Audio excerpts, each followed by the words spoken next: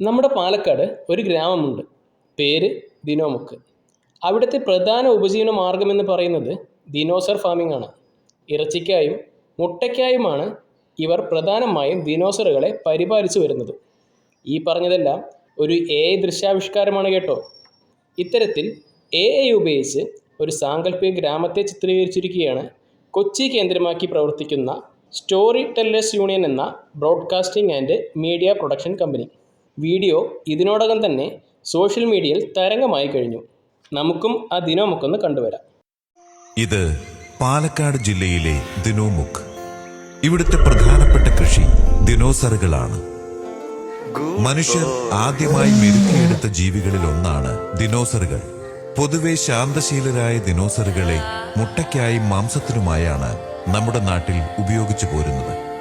വളരെ എളുപ്പത്തിൽ അത്യാവശ്യം നല്ല ലാഭത്തിൽ ചെയ്യാൻ പറ്റുന്ന ഒരു കൃഷിയാണ് ദിനോസർ കൃഷി.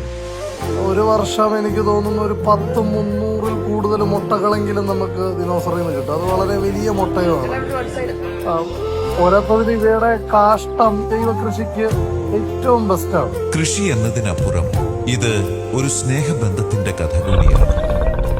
സ്ഥിരമായിട്ട് പച്ചപ്പുല്ലും വെള്ളവും അറേഞ്ച് ചെയ്ത് കൊടുക്കേണ്ട ആവശ്യമുണ്ട്. ഇല്ലെങ്കിൽ ഇച്ചിരി പ്രശ്നം ഉണ്ടാക്കും. പിന്നെ വല്ലാതെ അമർന്നതും കേൾക്കാം. വീഡിയോ ഹിറ്റായതോടെ ഇവരെ അന്വേഷിച്ച് വിദേശ രാജ്യങ്ങളിൽ നിന്നടക്കം കോളുകൾ വന്നു തുടങ്ങി.